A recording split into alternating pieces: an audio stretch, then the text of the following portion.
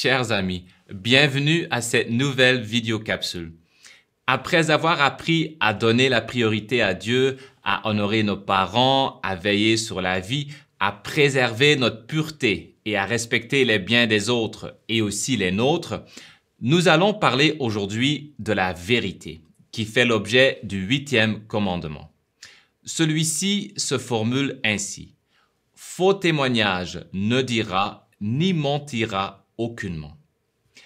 Faux témoignage ne dira signifie que nous devons dire la vérité et éviter le mensonge, grand ou petit, ni mentira aucunement, précise encore le commandement. Mais qu'est-ce qu'un mensonge? Un mensonge est une parole ou une action qui vise à tromper quelqu'un. Il y a différents types de mensonges et ils ne sont pas tous à situer au même niveau. D'abord, il y a les mensonges blancs. Ce sont des petits mensonges que l'on raconte pour éviter de blesser quelqu'un ou pour ne pas avoir d'ennui.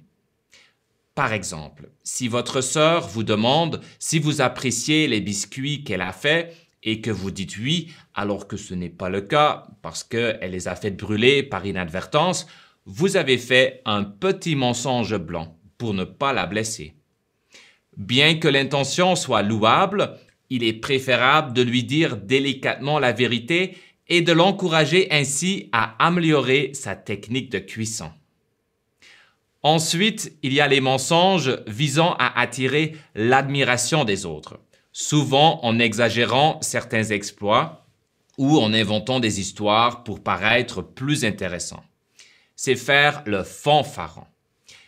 Il existe également les mensonges par omission, qui consistent à cacher une partie ou la totalité de la vérité. Par exemple, si vous avez cassé le vase préféré de votre maman, vous pourriez lui dire que vous ne savez pas ce qui s'est passé, alors que vous savez très bien que c'est vous qui l'avez cassé. Dans de telles situations, nous avons le devoir de reconnaître notre erreur. En plus, cela nous aide à grandir dans l'humilité, qui est une vertu très importante. Enfin, on peut parler encore de gros mensonges. Ce sont des mensonges graves qui peuvent avoir de lourdes conséquences. Par exemple, si une personne accuse à tort quelqu'un d'avoir fait un vol au magasin, cela peut nuire à la réputation de la personne. Maintenant, est-ce que tous les mensonges sont mauvais? Il n'y a pas de réponse simple à cette question. Parfois, selon les circonstances, il peut être nécessaire de mentir pour protéger quelqu'un ou pour éviter un danger. Par exemple, pendant la Seconde Guerre mondiale qui a eu lieu en Europe, il y avait des personnes qui cachaient dans leur maison des jeunes soldats du camp ennemi qui ne voulaient plus combattre. Lorsqu'on cherchait ces soldats, souvent pour les mettre à mort, il était normal que ceux qui les cachaient mentent sur leur présence pour les protéger des horreurs de la guerre et pour sauver leur vie. Ce sont cependant des exceptions. En général, il est toujours mieux de dire respectueusement la vérité et d'être honnête avec les autres, même lorsque c'est difficile. De fait, parfois, cela demande du courage pour dire la vérité, toute la vérité, aussi les parties qui gênent, sans les déformer. Car il arrive que nous craignons la réaction des autres, que nous avons peur de décevoir les personnes qu'on aime, ou que nous avons peur de perdre une amitié, une bonne réputation, etc. Toutefois, le contraire est vrai. La vérité gagne toujours sur le long terme. Elle protège nos relations et les renforce, alors que le mensonge les affaiblit.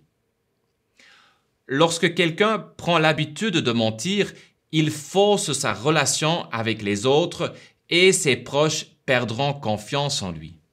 Car souvent, les mensonges finissent par être découverts.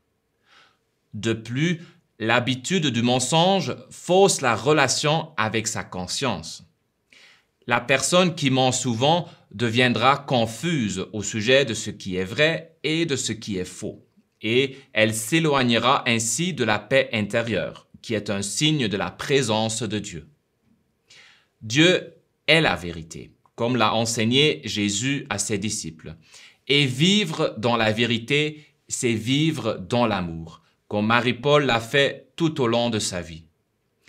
La vérité est une lumière qui éclaire notre chemin.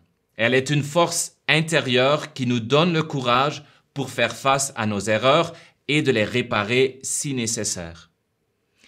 La vérité est un trésor précieux qui nous rend libres, qui nous rend meilleurs et qui nous rend heureux. Jamais nous devons la craindre.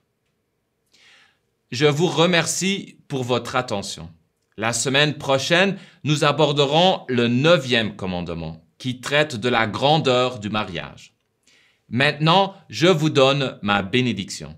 Que la divinité tout entière vous bénisse, vos familles, ainsi que le monde entier, le Père et le Fils, la Mère et la Fille, dans l'unité de l'Esprit. Amen.